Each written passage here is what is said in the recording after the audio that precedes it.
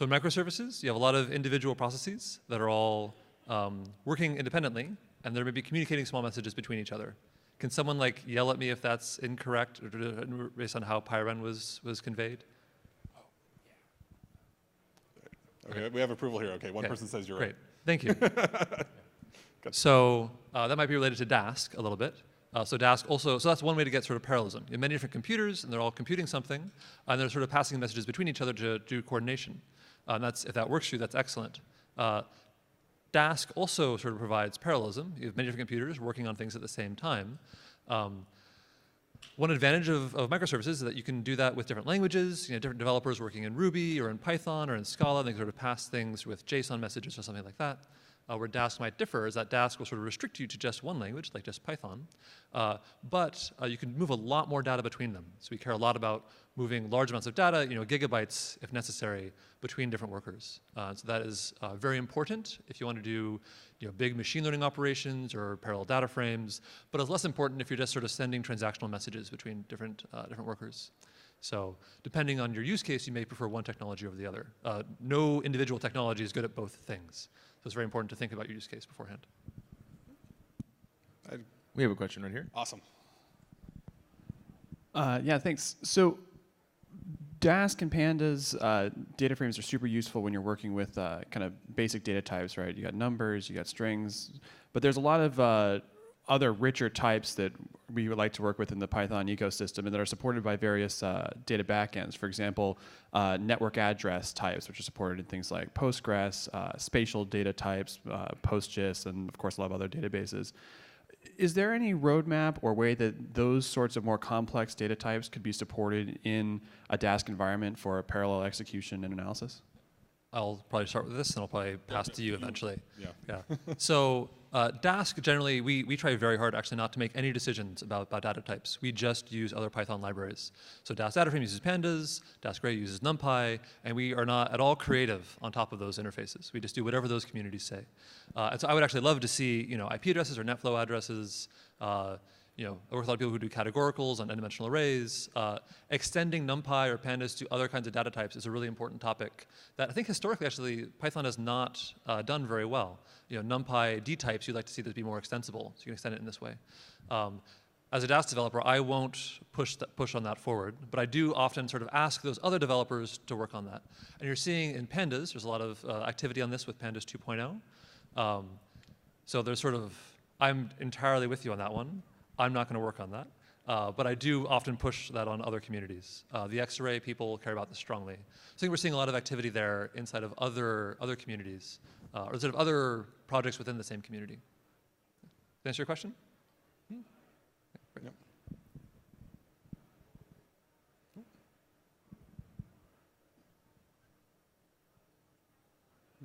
Nope. We got one over here. Walking behind you, sir.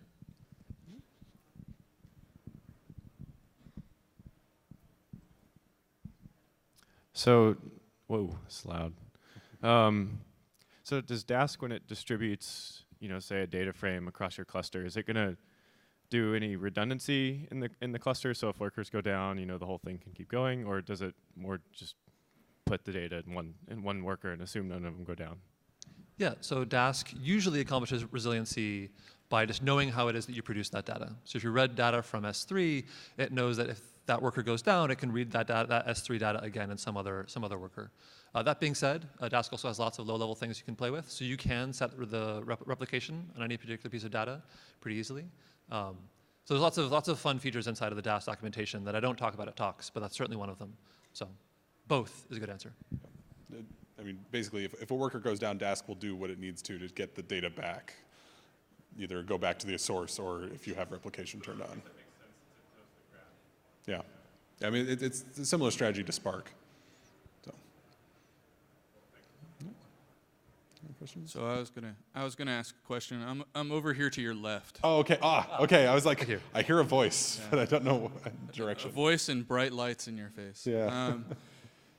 Do you guys have experience using Dask in environments? I come from a much more traditionally HPC environment that has a really crufty, slow scheduler that's not interested in lots of tasks that want to communicate between each other.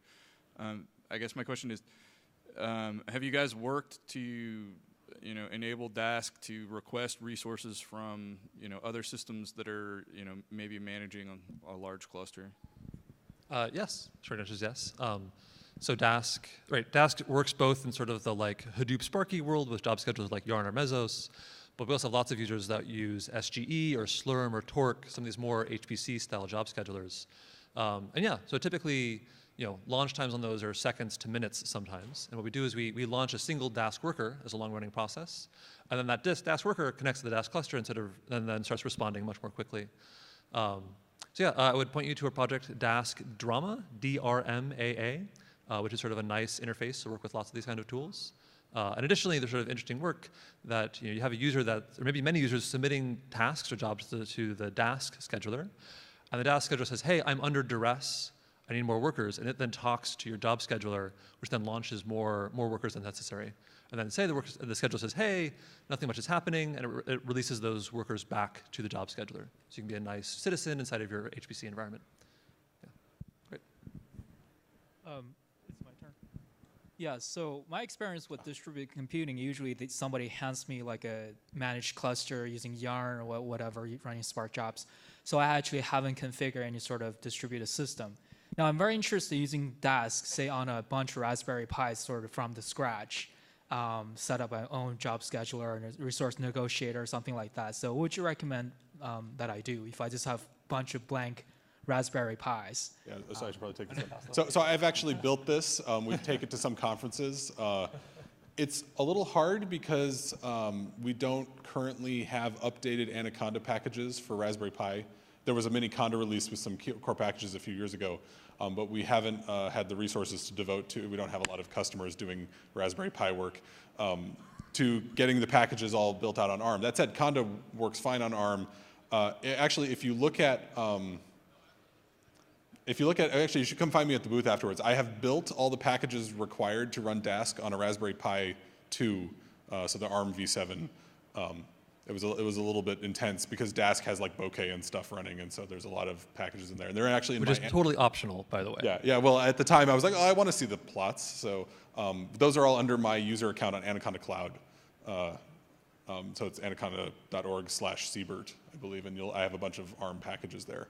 It's a little tricky though because I would like to see an updated mini Conda, but that's we just haven't gotten there yet. So, but it is doable. It's very cool.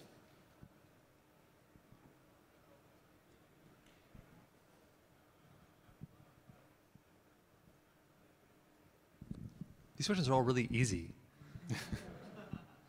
Is something harder? There we go. Oh, wait, I have one over here. Right. Oh. My question's probably pretty easy still. So the dashboard for Dask that uses bokeh is pretty awesome, and I'm actually going to use it as a reference for what I want from an internal solution. But is it currently factored out in a way that we could reuse it and connect it to something else, or is it really embedded into Dask? Yeah, so the bokeh dashboard. So if you ever seen if I ever give a talk, you see on a talk, you see the demos. There's this flashy thing on half of the screen showing you all of what's happening on the cluster. It's only like 1 page out of 10. By the way, there's lots of other information piping out of that thing. That is pretty integrated into Dask, and we've had the request before of, hey, I want that, but I want that for my own system or some other system I want to monitor. And the response to that is, it's actually not that hard to do. The bokeh server is actually really easy to use. I mean, I'm obviously biased here, right? But there's maybe that page is maybe a couple hundred lines of code, 70 of which are just getting data from Dask, 30 of which are, outlining how you want the visuals to be with bokeh. So my answer to you is just look at bokeh server applications. They're not that hard, and it becomes pretty trivial to write your own. So if I wanted to generalize it, I think it'd be actually far more expensive to generalize it than just to make a new one for any particular use case. Or to pay you for a few consulting hours. I'm sure that there's someone in a sales polo somewhere out there that would like. Yeah, their ears perked up. Yeah, I mean, obviously, again, I'm biased here, but bokeh server has been, a dream to work with for me personally. I don't write any JavaScript code. It's fast and responsive. It's like 100 millisecond update rates for me. It looks nice. I'm also not very stylish, so I've enjoyed it. Yeah. I mean, that was your first serious bokeh application, really. It's my only bokeh app. Oh, okay. I wasn't sure if you'd even played with it before. Okay. So that was start with I don't know bokeh and then write that. Okay. Can you guys talk a little bit about whether Dask has plans to start supporting Apache Arrow, and whether that's in the roadmap for 2017 at all? Yeah, there's actually a GitHub issue right now. If you search for Dask and Apache Arrow, you'll find a GitHub issue with me and Wes talking about it. Yeah, there's a couple of things you could do here. Dask used to move Python objects between computers, and Arrow is a pretty good way to do that. There's sort of a question of do we use Arrow, or do we sort of write our own more customized, faster thing?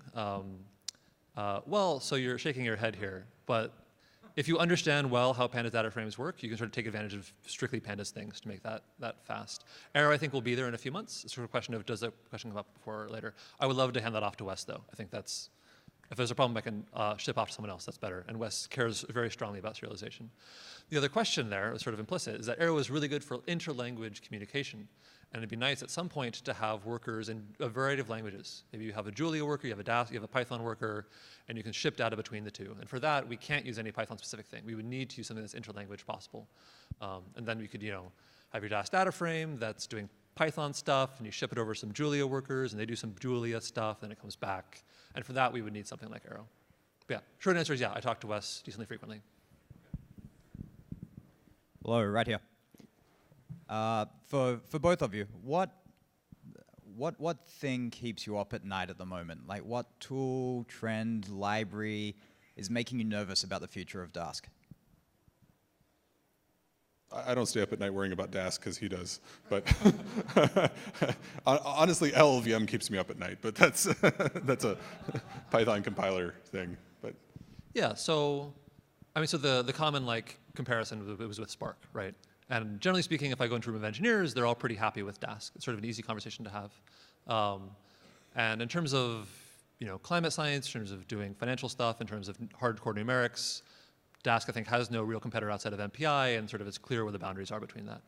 But when it comes into sort of so I'm obviously motivated to get companies using Dask and paying for Dask, because I want to see more Dask developers out there.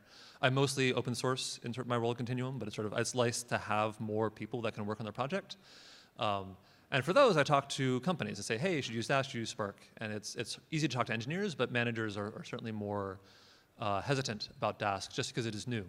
And so I think that the challenge is really just getting the word out there, getting companies that use Dask, be more public about it. And that's maybe what keeps me up. It's not a technical problem, though. I think that, technically speaking, Dask seems, obviously, again, I'm biased, but Dask seems on strong footing. Yeah, but there's also, it's a ruthless ecosystem, too. Hopefully, some other project comes around that is way better than Dask, and we can all use that. And when that happens, I'll be happy. But, yeah. Oh, we got one over there. Yeah, this is kind of pivoting off of the question around Arrow. And I think I spoke to you yesterday, Matt, and also Stan, about the plans around Dind, or however it is to pronounce it. It seems like it has similar goals if it's not at the same level as Arrow. And what are the plans, if any, to make Dind and the data serialization approaches that it has as part of the overall yeah. So the interesting thing about Dind is that since its data model is using data shape, which is a lot more complex because it can represent nested, ragged data structures that are not necessarily within sort of Arrow's scope. So Dind isn't currently officially supported by Continuum. We've employed Dind developers in the past, and we're eager to watch that. And there is an active development community around Dind outside of Continuum. I don't think we have any plans currently around there, but we are interested because we are seeing more and more data that is not fitting into the tabular view or the n-dimensional array view that you have in Python containers now. And so Dind will fill an interesting role in that sort of complex data container situation, but we don't have any plans right at this moment of, we're going to direct resources towards this. And just to follow up, if you had to take data like HDF5, I know there are already like good utilities in Python for that. And if you were to look at exchanging, bits of an HDF5 container with some other non-native HDF5 app, would Dyn be a reasonable solution for that kind of data? Meaning it's basically multidimensional array data that. The kind of stuff you could represent in HDF5, you could use probably a simpler or a different solution because you're not going to do necessarily the kind of things that Dyn specializes in. I also don't have a whole lot of experience with Dyn as a serialization tool. I'll jump in here. Jump in there? So for people who don't know, HDF5 and Dyn can both do n-dimensional arrays, which is a little bit different from Arrow, which is mostly focused around tabular data. So if you're in oil and gas, if you care about climate science, if you sort of deal with wacky data sets, you maybe care about this. If you don't worry about it. So I would say HDF5 is interesting in actually how complex it can be, right? You can have very nested things, you have n-dimensional arrays in there. It's sort of this very open-ended question. And Dyn has, I think, a similarly open-ended in-memory container version. So they do sort of match a little bit. Yep. And if you're trying to move arbitrary HDF5 around, that's really hard to do. There's really no good system out there. Dyn may be the best currently, even given its sort of nascent state. I don't know of a good way to move around that kind of data. Most of the data interchange people care about tabular data sets. And so it's hard to sort of get the same excitement in sort of the n-dimensional space, even though a lot of our scientific groups, a lot of the more engineering groups care about that deeply. I think we have one more, time for one more. So this is Numba and Dask, right? So are there any constraints, restrictions on how you use Numba with Dask or with other tools, like with PySpark? Yeah, so we've actually specifically set up Numba so that the compiled functions you generate do serialize, and we've tested it with both Spark and Dask. And so that is actually a use case we support. We've actually did some interesting talks at the most recent GTC, or maybe even the one before that, about using Numba with Spark and Numba with Dask at later versions of that talk. And so what actually happens is that when you do that, Numba ships the function over and uses the JIT on the worker to recompile the function for the machine it's on. So if your laptop is one generation of Intel processor and your servers are a later and better generation of Intel processor, you will actually regenerate the machine code optimized for that when it arrives. And then it'll cache it locally in memory, so that the next time you call it, you don't have to do that again. But that is definitely supported, and we've actually seen a number of people use it that way, so that you can combine them. I'm probably loud enough without a mic. Can I ask a similar question with, and I know neither of you were in the talk, the PyRen talk, Yep. but he was using AWS Lambda, so shipping Python functions.